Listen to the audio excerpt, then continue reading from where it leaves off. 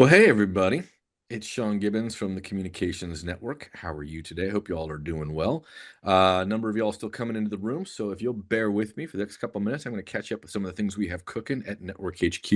But before we do that, hopefully you are here for a webinar that's called Around the World in 8 Ideas. And so stick with us. We're going to be here for that for just a quick minute. But the first thing we're going to do, if you've been with us before, you're familiar with this is what we call the two-word check-in. This is something, an idea that we've borrowed from Professor Brene Brown down there. And Allison, you beat me to it. You got it. So the idea, gang, go ahead, is your name, your location, and how you doing in 2 words. Cindy, Cassidy, Allison, nice to see you. I'll join you in here. Sarah up in Seattle, Chelsea in LA, over caffeinated. Me too. Jason in Seattle. Lovely to see you here, my friend. Feeling good. I'm so glad. Debbie Haber, how you doing? Feeling groovy in Brooklyn, right on. Cindy in New Hampshire. Unemployed but hopeful. I feel you, my friend. We have a person who got doged in our family. Bob in New York, excellent. Metro Detroit, who's that? Deborah, lovely. Andrew, how are you? Shannon on the Oregon coast, such a beautiful spot. Morgan out there in Nebraska, nice to see you, my friend. Cold in New York, cold in DC too. Cold in DC too. I think we're getting rain. Alri, nice to see you. Lauren, Trishna, Mary, Stefan, all right. Who's not multitasking? Sorry, I went by too quick. Suffice to say, gang, lots of us here. I'm sorry, starting to go a little bit fast for me, but we're happy you're all here.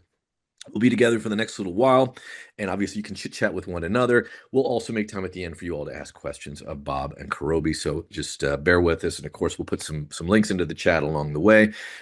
Carrie Klein, my partner in crime, maybe you know her from ComNet. She is awesome, is helping me along here. Carrie, could we go to the next slide, please? I'm just to share a couple quick things we're doing from here at HQ. The first thing maybe, and I hope you all have seen this, ComNet 25 is over, but the good news is everything that we made together, we make available for everybody for free for all. That's been our habit going back over a decade. And so all that stuff is up there. If you go to that website and Kara's put this in, or Amy, thank you, has put this in, you can bookmark that and you can help yourself to any or all of it, and you're welcome to share it as well. So that's the keynote videos. Maybe you're a podcast person, you want to listen on your drive, or maybe when you're working out to one of those keynotes, see photos. Chances are, if you were with us, there's a picture of you to be found. But suffice to say, real grateful, happy to be able to make that available once again to folks. And that's thanks to all the good folks who support us. All right, let's go on to the next one if we can. This is the second half of that coin, I suppose, which is while Denver is over, that is in fact the ocean. We are going to the beach next year to San Diego. If I'm not mistaken, we are very close to running out of early bird seats. We're happy so many folks have been able to commit early on. But if that is something that you are interested in, if you go to comnet26sd.org, you can go ahead and avail yourself of an early bird price on those tickets, and they have been going quite fast. All right, let's go ahead if we could, Carrie. This is the other thing I need to tell you about. Chances are a lot of y'all are already network members, so you know all about this. I'll make this quick. There's about 1,800 of us who are on the network Slack. I know many of you were probably like, oh my goodness, another messaging platform.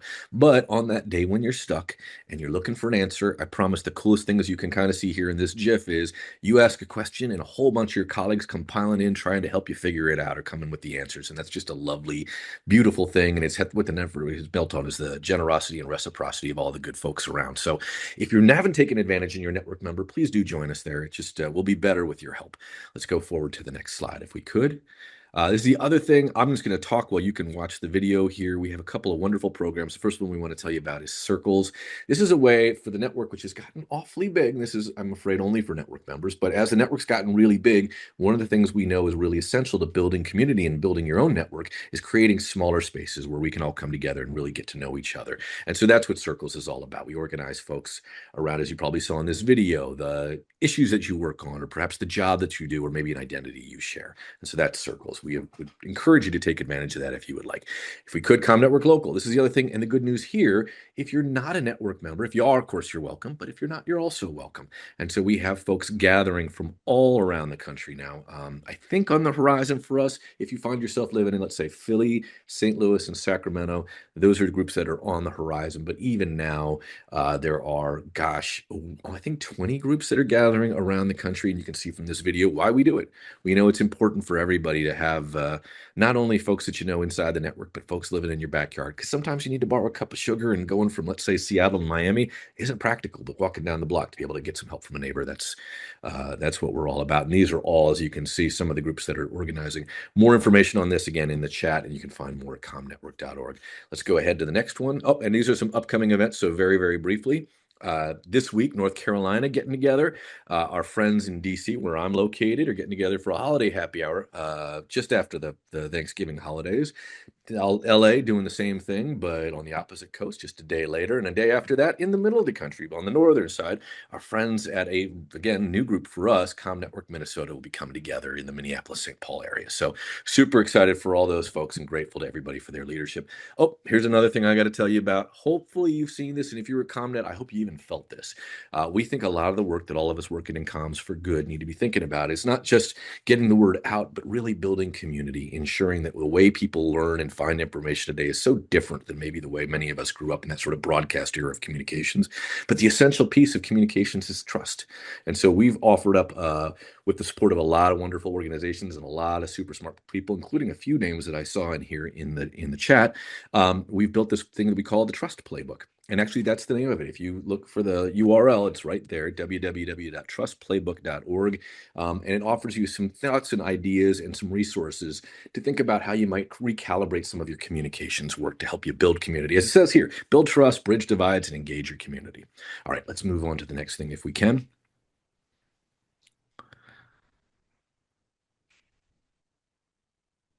And here we are. Okay, now I get to hand it off and get out of the way to everybody. I think there's about 100 of us in the room, so be good to each other. And if you have questions, help each other out while we're going. But Bob and Karobi are here. I think, Karobi, you are kicking it off for us. She's from RWJ. Bob is a consultant who works with RWJ and runs an organization called Gale Will. He also teaches, I believe, still at the new school, if I got that right. Bob, you'll correct me if I got that wrong.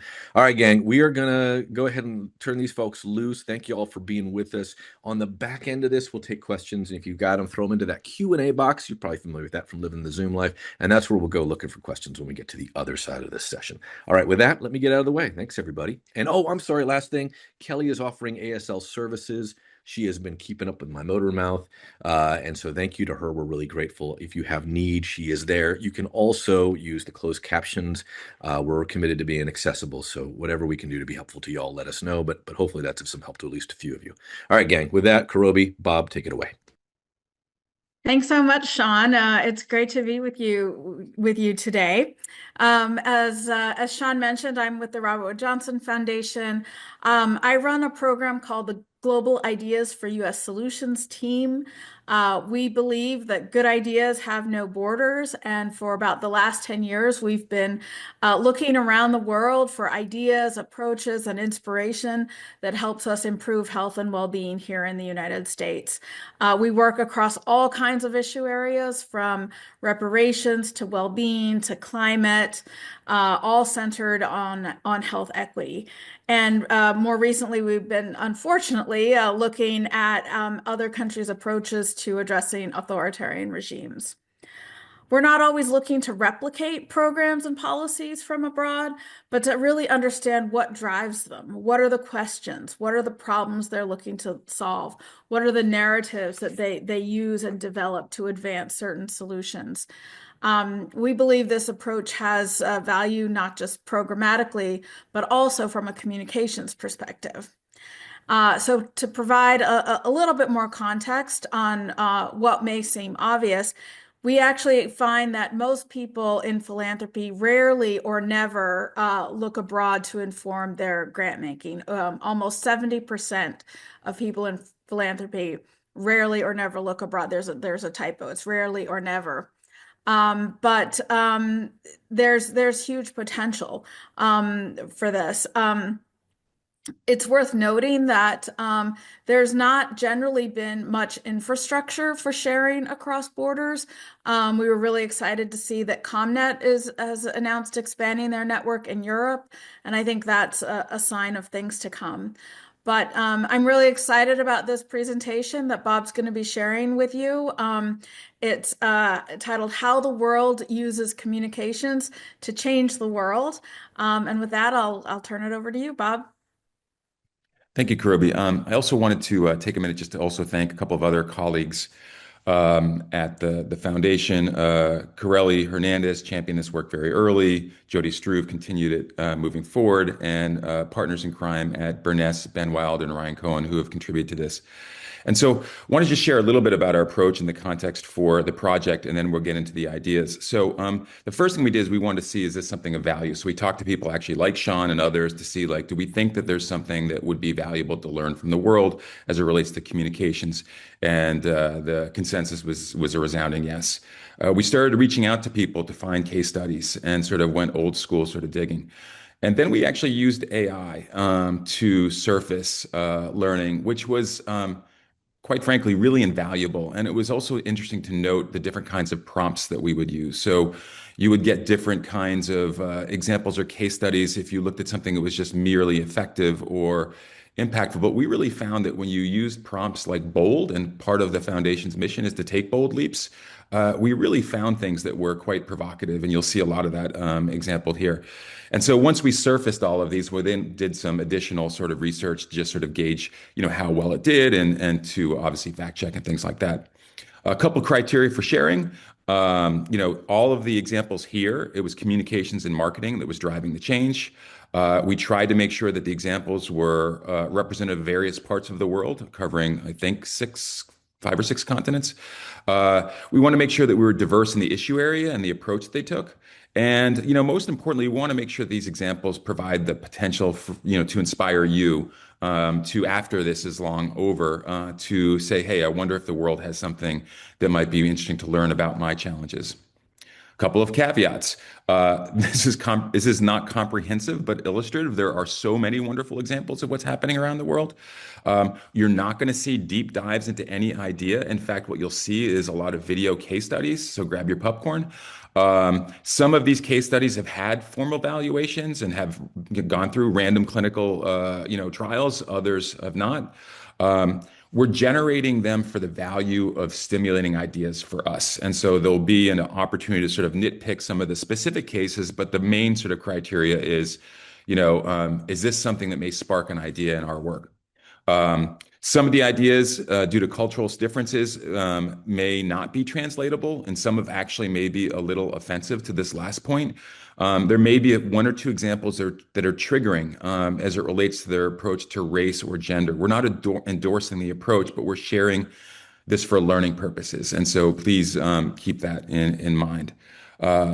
So with that said, I'm correcting Sean, not in where I teach, although I also teach at City College of New York. I'm correcting him that we've actually added another idea. So we're adding the 9th idea, which was to what Kurobi was saying earlier, to reflect an example of how people are coping with authoritarian regimes using communication. So let's get ready to rumble.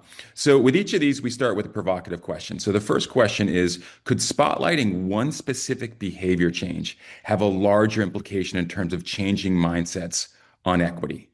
And so in this case, I'm going to show you an example from India where they were challenging stereotypes on equity by looking at chores, and specifically laundry. Women in India have 2 jobs, one at the office and the other at home. He waits till I come back, then I have to give him tea. So you don't get time to actually sit down. They have to do all the household chores alone. And the men? Going back home, first thing I do is get my tea, evening with friends. 73% of married women feel men prefer relaxing over helping with household chores. As a leading detergent brand in the country, Ariel decided to address this inequality at home. And so we launched Share the Load. We started by raising an important question on national media. Riya, wo meri green shirt dhoi kyun nahi? Is laundry only a woman's job? This provoked national conversation and debate. पुरुषांनी बाहेरची कामं करायची आणि बायकांनी घर सांभाळायचं हे कोणी ठरवलं? I'm sharing the finances with my husband. Husband should also share my laundry stuffs also. Gender neutrality had to start with a product, so we launched the His and Her pack. And then we went a step further.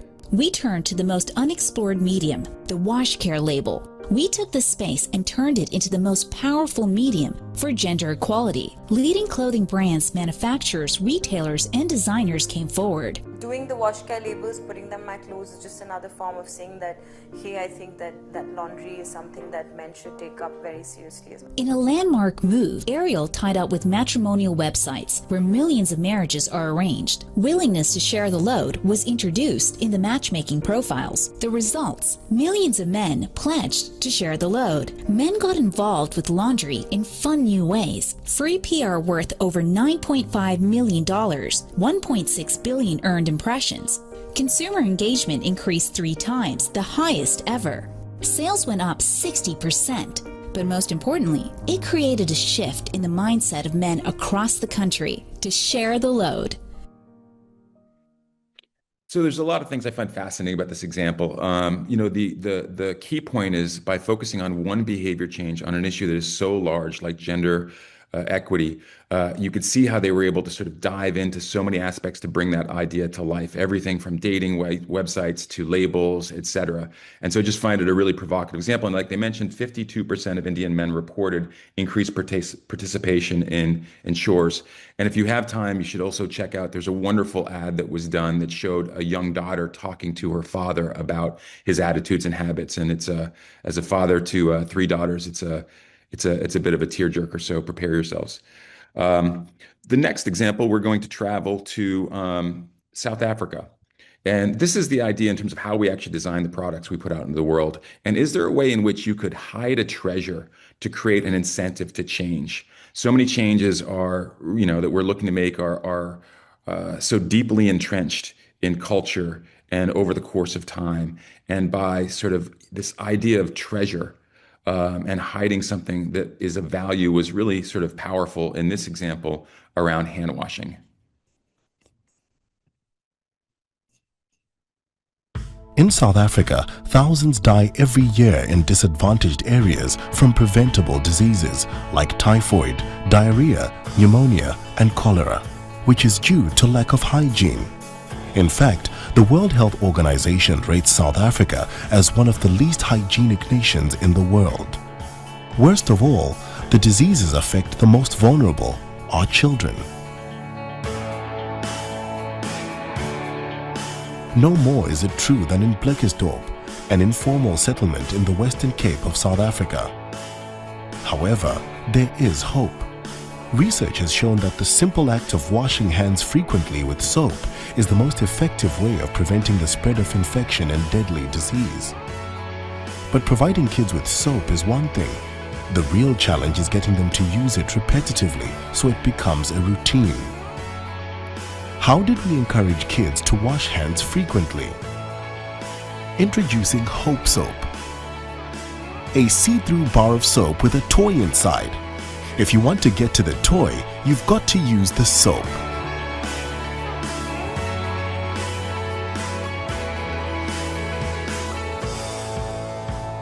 Community leaders are helping to distribute Hope Soap into the hands of kids in Blikkiesdorp.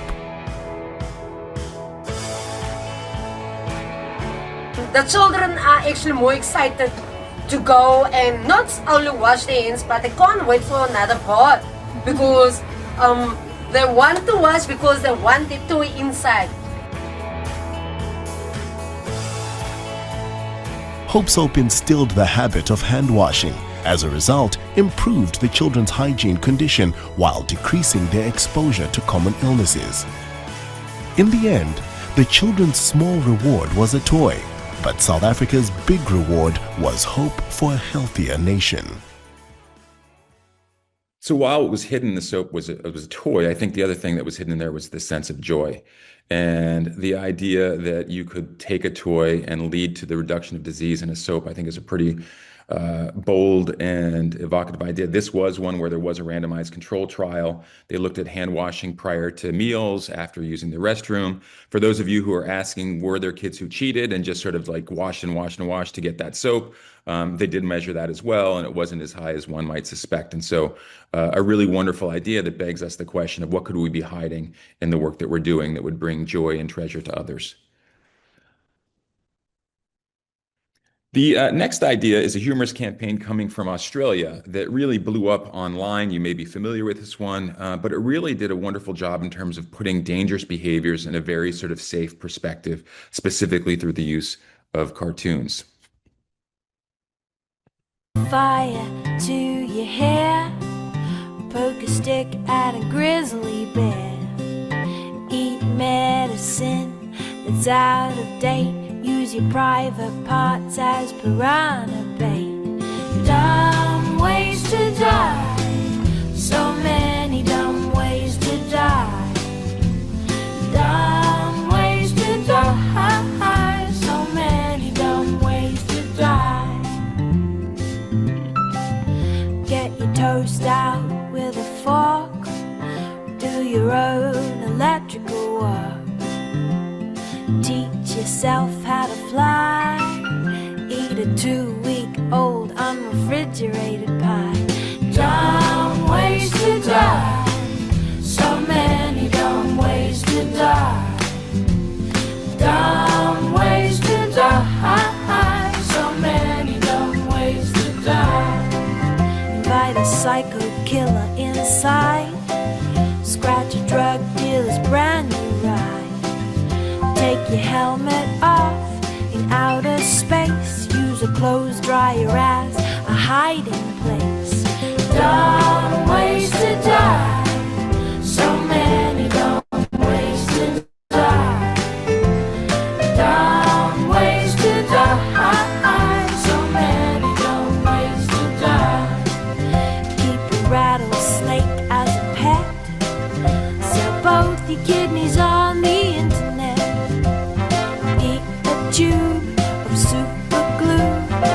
I wonder, what's this red button do? Dumb ways to die, so many dumb ways to die. Dumb ways to die, so many dumb ways to die. Dress up like a moose during hunting season, disturb a nest of wasps for no good reason. Stand on the edge of a train station platform, drive around the boom gates at a level crossing, run across the tracks between the platforms. They may not rhyme, but they're quite possibly the dumbest ways to die. The dumbest ways to die. Dumbest ways to die.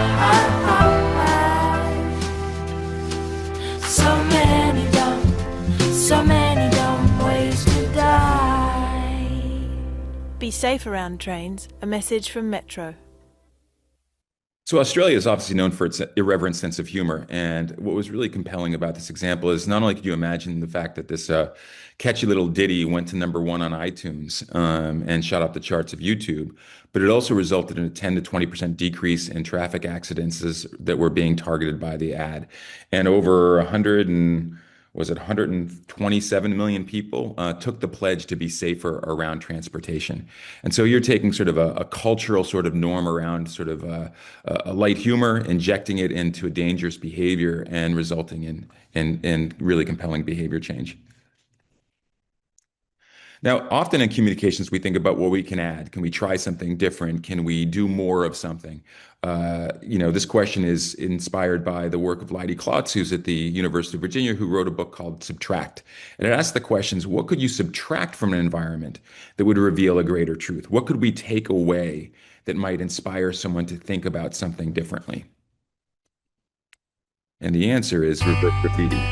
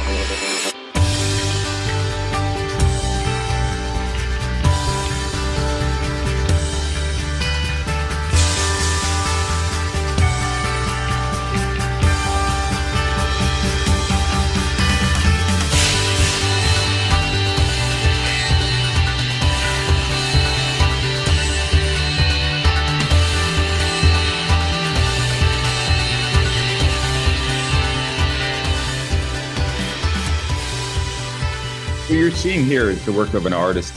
Viewers having a few abilities out of Ireland, but this is something that's happened in Germany and other places of the world. In Brazil, an example I'll talk about in a second. What they're essentially is they're power washing pollution and grime away to reveal something beautiful. And in this situation, what they're doing is drawing attention to issues around pollution in the hopes that it could sort of drive change. And in fact, one place, there was some in Sao Paulo, Brazil, authorities were so confused by this that they went in and the only thing they could think to do was actually to clean up the entire tunnel that the graffiti artist had done and the surrounding area. So actually cleaned up the entire neighborhood as a result of this. In other cases, it's been used to sort of try to drive forward legislation around pollution and air pollution. And it's really a wonderful way to think about what could I be taking away to make a point about an issue that sometimes we just think, what do we need to add to it? This next example is particularly moving. Any soccer fans out there, or sports fans in general, or fans of almost anything? How do you leverage passion to create social change? How do you sort of take this way in which we love something so deeply and turn it in a way of seeing an issue that maybe we previously would have dismissed or not been on board with? And so let me introduce you to Immortal Fans.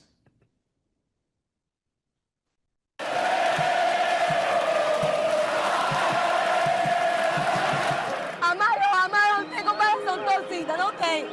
O resto é resto, o esporte é tudo. Primeiro Deus, segundo esporte, terceiro a família e quarto é trabalho.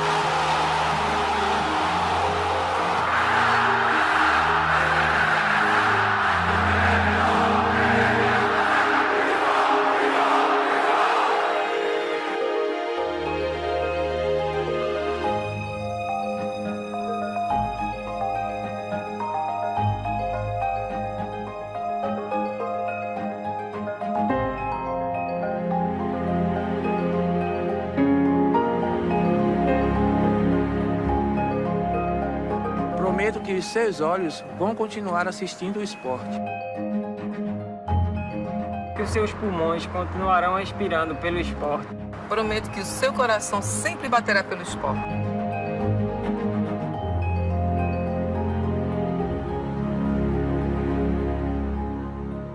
Hoje a maior dificuldade que existe no processo de doação é o sim da família.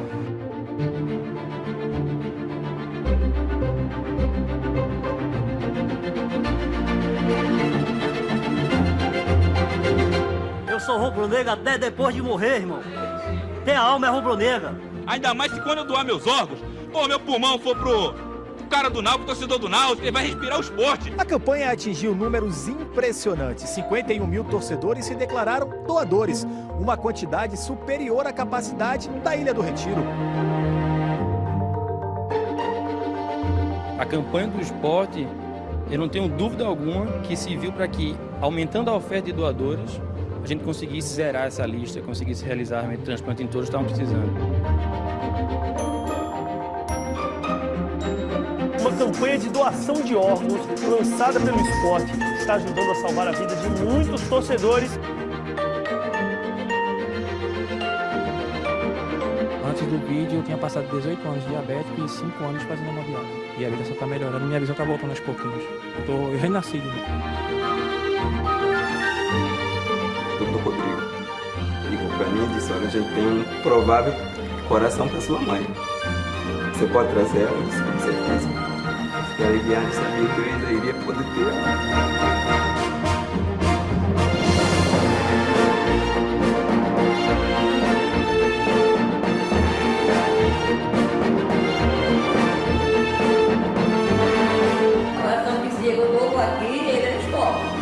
Vamos continuar fazendo o esporte e vamos aí, torcida do esporte, vamos doar.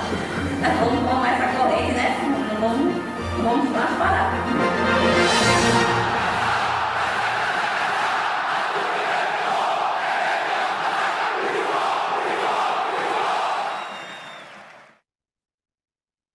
I mean, it really gives a new sort of look on the idea of intergenerational connection, right? This idea that you're donating something for someone to continue a love that you have, and really tapping into that connection we have with each other, to make something truly sort of beautiful. And the idea that the wait list for several kinds of transplants went down to zero is a testament to the power of that connection. From Brazil, we are going to travel to New Zealand. And this is really sort of focusing on something maybe we don't always think about, which is sort of what we're hearing. And the idea of that very intimate act of listening to something that maybe other people hear that we don't. So you wonder if the work that you're doing, you ask yourself, if someone could hear that, would that change their mind? And how do you replicate an experience that could potentially be very powerful? And so this is a campaign called Voice of Racism. What you're seeing here is famous New Zealand athletes who were part of this campaign, but it was also something that was shared throughout the country where people could put on headphones or go online and listen to microaggressions or racist thoughts that others might sort of hear routinely and really internalize that in a way maybe they previously would never have imagined. You're not a New Zealander. Are you going to eat your goldfish? Why are you in this meeting? They're not saying hello. They don't want you in this neighborhood. It's pretty powerful, isn't it? I mean, you grow up not really realising that some of that stuff is actually seen as racism. Part of me is like, sort of can't believe some of the stuff that's said, and then part of me acknowledges and it feels challenged by the fact that there's some comments in there that I have probably said myself in the past, if not aloud, but internally, so massive challenge to me as well. People kind of brush over comments like that sometimes, but to sit there and actually really listen to it, it can be pretty impactful. A lot of those just seem like throwaway comments, like that, you know, and then some of them, like I've heard people say that sort of thing before, like just around, and yeah, I think that's pretty full-on stuff to have to deal with on a day-to-day basis. Oh, those coconuts. You're all uneducated. You're all loudmouthed and capable of speaking. We can't get jobs because of you. Get out. You're not welcome here. I think everybody needs to watch it. It's it's pretty powerful. It certainly makes you look at it and actually realise that it is pretty prevalent in society, and it just needs to be stopped, really. It is around, and we need to make sure we're aware of it so that we can make sure that we stand up against it. Actually sit down to take a moment to actually hear it is very important, I think, and it allows you to kind of, I guess, recognise it in society a little bit more. We need to educate ourselves as a nation more and more around racism and what that looks like and feels like for others. You can't walk around like that. Take that head thing off. Can I help you? I thought you'd know. Isn't that your culture? We're just establishing your position. So over 300,000 people took the time to listen to that, and their listen through rates were sort of above what industry average was, which was showing that they were compelled to sort of listen and hear more. Also compelling was that 70% of people who were surveyed afterwards that had listened to the campaign reported their increase of understanding in their own country had increased. And over 90% said they took an anti-racist action, like talking about what they had just heard and sharing it with others, which is pretty remarkable. Although showing some of the limitations of this, they also noticed that it wasn't as effective with men as it was with others. Still effective, but not as much so, which is something maybe to sort of consider and ask ourselves why. But again, the broader question is, so many times we're in rooms and we're like, wow, I wish someone else could have heard that.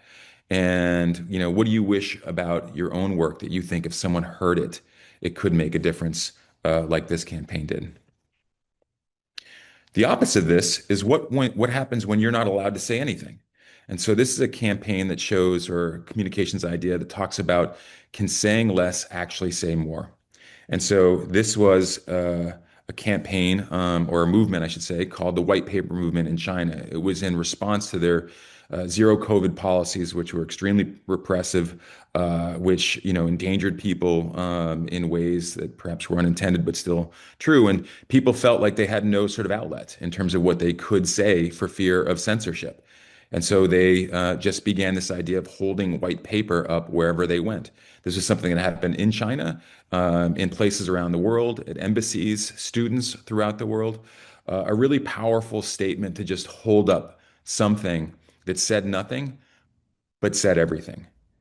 And so again, what could we be doing in terms of making points using symbols that speak more than any word or collection of words could possibly do? Now, it's hard to actually sort of say causality, but it is worth noting that this movement, which began, I believe, in 21, 22, was shortly followed by the elimination and the pullback of those policies. Perhaps too abruptly, but it did obviously lead to some changes. It was embarrassing for the government and really testament to the power of the people standing up and saying something by saying considerably less than maybe we would expect. The next idea is how can you intervene in dangerous places? And this is a very sort of a clever example where in Bogota, Colombia, there were issues where there was police corruption, significant increases in traffic fatalities because people were not doing what they needed to do, both individual behaviors as well as the police who are supposed to be sort of, making sure those places were safe. And so the mayor of Bogota, who had a collection of very, very interesting sort of communications ideas, decided that he would fire 400 police officers and replace them with mimes. Now, in fairness, the police officers could actually apply to those mime jobs, and several did. But what they would do is they would go around into these circles and they would essentially sort of shame people for improper behavior. And they would do it with a sense of frivolity, but also with seriousness. They would hold signs, they would do cartwheels. Eventually, they would distribute thumbs up and thumbs down signs to drivers who could then sort of do this to their fellow drivers when they were letting someone in or not, or participating in dangerous behavior.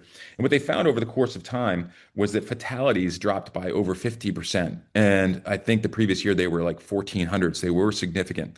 And beyond that, they also showed that people were being sort of more friendly, engaging. A point of stress in an everyday life became one of a little bit of joy. And the simple, sort of very provocative, very interesting, very bold idea that on paper would seem very silly and frivolous was actually quite effective in basically creating safer streets. The final idea that I want to show is a question of how big can your eye get? Like many of the ideas we showed were relatively small. Sort of the reverse graffiti is someone, I think that an average thing costs a couple $100, and be an individual who takes something into their own hands. How big your idea can get is attacking the issue of climate change and specifically plastics. And I'll let this idea talk for itself, and then I'll say a few things afterwards. In the Pacific Ocean, there is so much plastic, an area the size of France has formed. Governments have simply ignored it.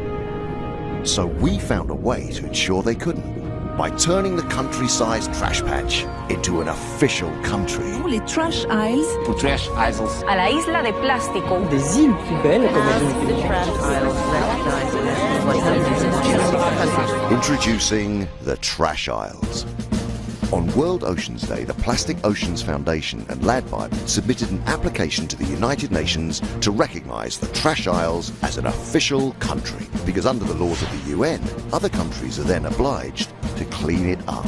Declared the part of the ocean where all the trash is gathered, the plastic, the trash isles. Has the petition been received, and what's your take on it? I think it's a very innovative and creative way to bring attention to a problem that is often not seen.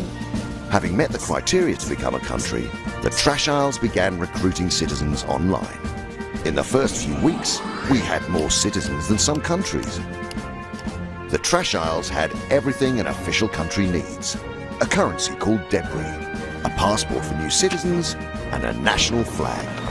We even had big-name celebrities signing up. I think this is the first honorary citizenship I've had from any emerging nation.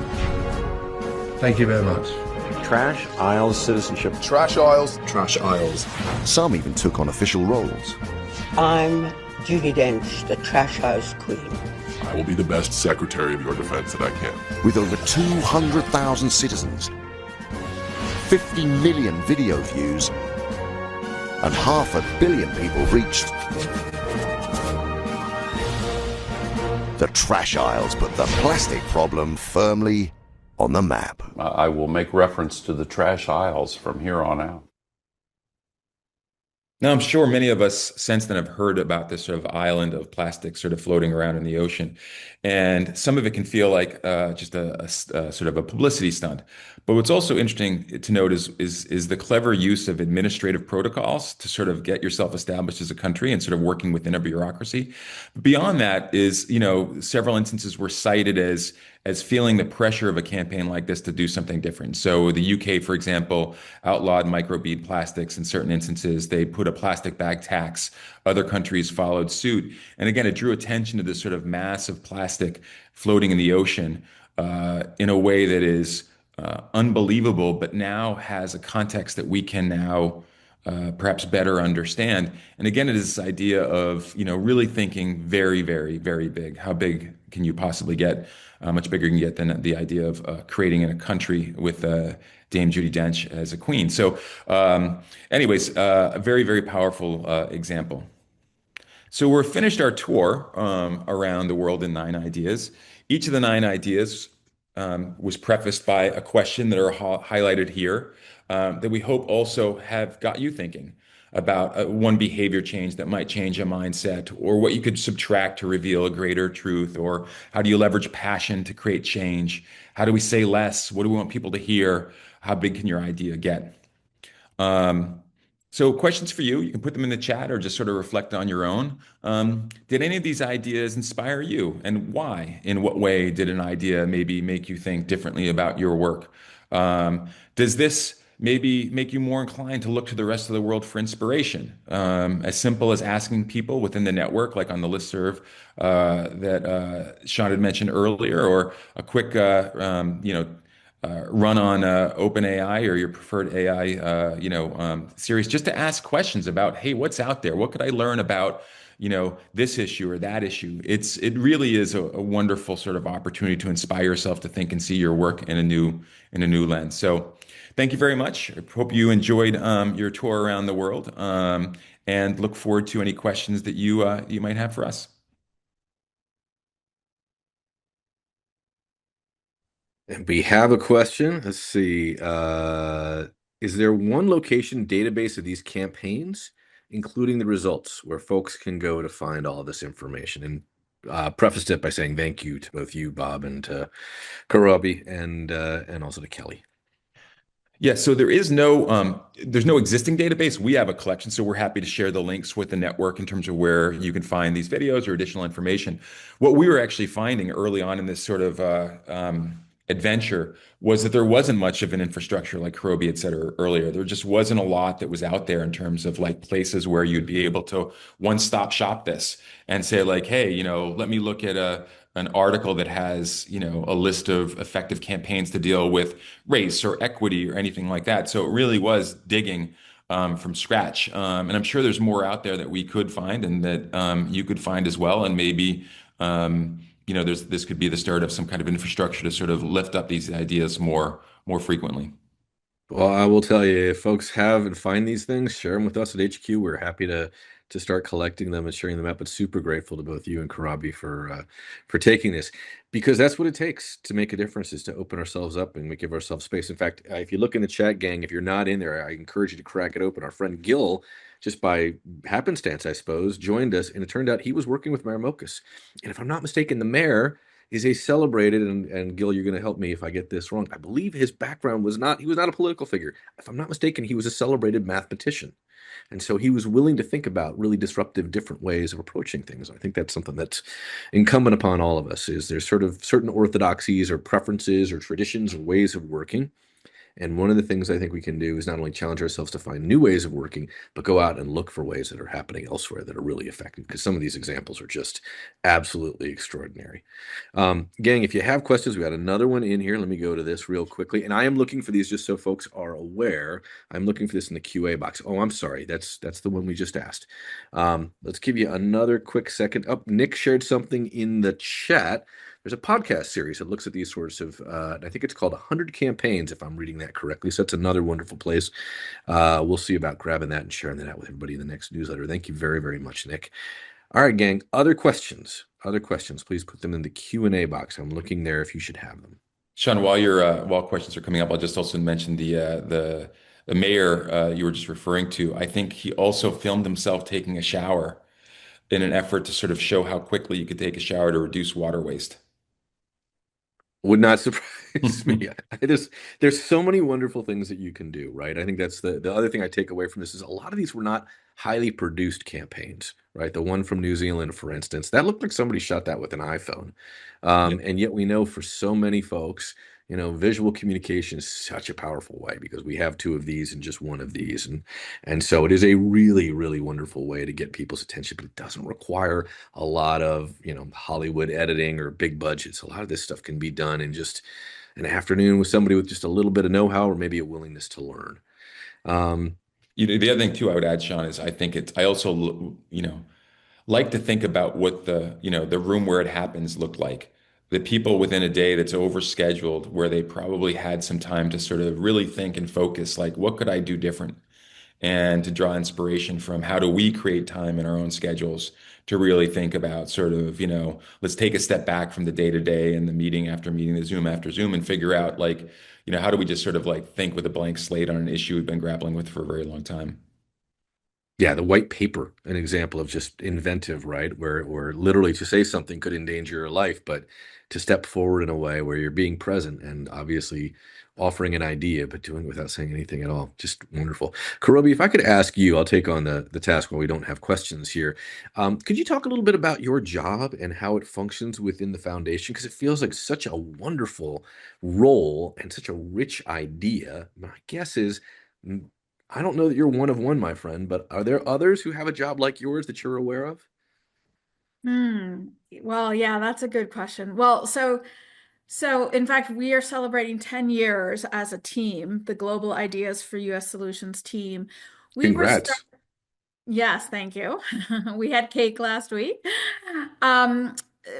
So we were started when our board asked us 10 years ago, they were noticing that our health indicators don't stack up very well against our peer countries in terms of life expectancy, infant mortality, et cetera.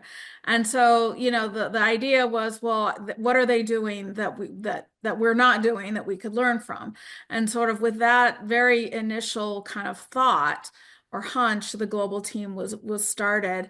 And it was started, just like this presentation illustrates, to look around the world and see where could we draw inspiration, where could we draw ideas from around anything that could improve health and well-being in the United States. And as folks probably know, the Robert Wood Johnson Foundation takes a very broad perspective on health. So it's not just the healthcare system, but it's food and transportation and climate work and things like that.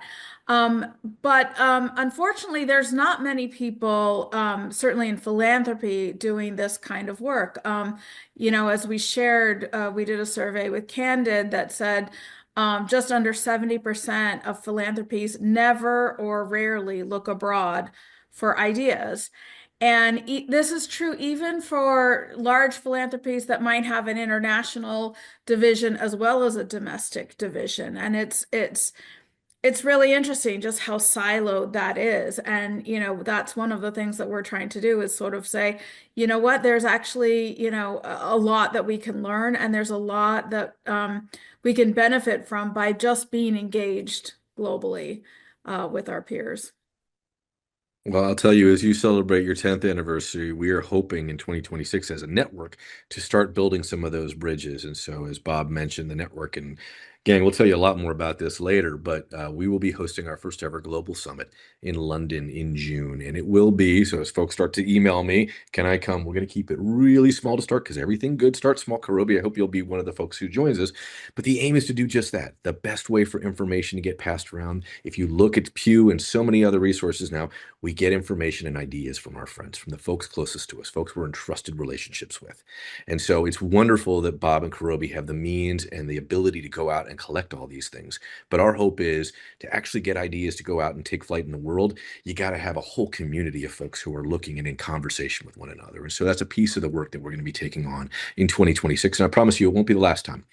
We actually made a little trip over to the UK back in May of this year, and we're stunned to see how many people, this won't surprise you at all, Karobi or Bob, stunned to see how many people were keen and anxious to hear about what was going on here in the United States, but also having an opportunity to sit back and sort of open their eyes and have an opportunity to think a little bit about how different people are problem solving in different places. Because it happens, a lot of the challenges we have here, you know this very, very well, Karobi, Bob, you do too. A lot of the challenges we have here are not unfamiliar to folks who live elsewhere.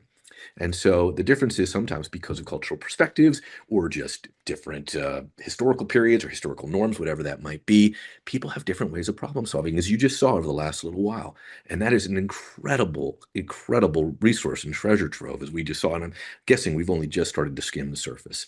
Gang, oh, go ahead, please. Well, no, I was just going to add, I think it's really important to also understand that it doesn't require you to travel anywhere.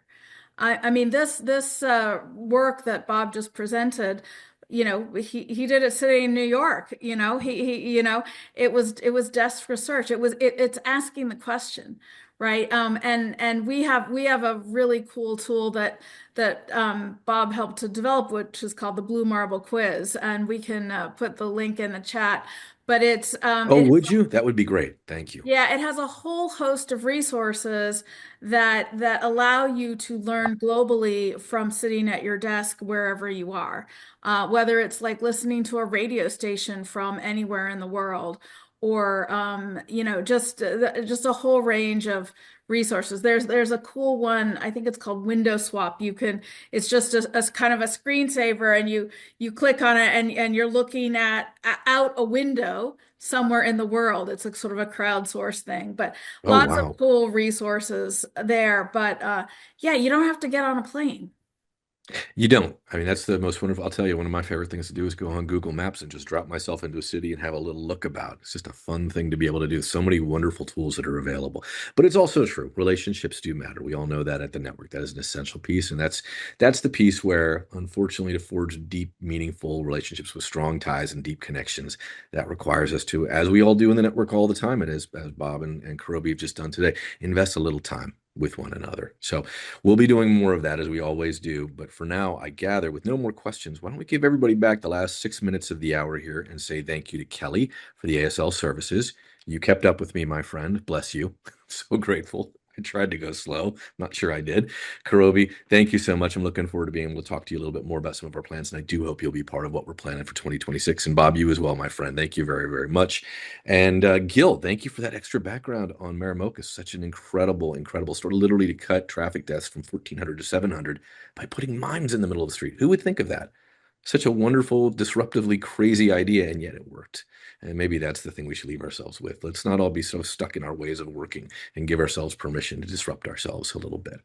All right, with that, gang, be safe and well. We will be back before too long. But if you need anything in the meantime, you know we're all on Slack. We're available at HQ on email, phone. Gosh, send a carrier pigeon and we'll probably respond to it. But we aim to be helpful, and we will have this recording, if you were wondering about that, because someone always asks. We did record this, and we will put it up online. It'll be on the network's YouTube channel. Gosh, give us a little bit of time, but probably in the next 24, 48 hours. All right, gang. Thanks very, very much. Be safe, be well, and we'll see you soon.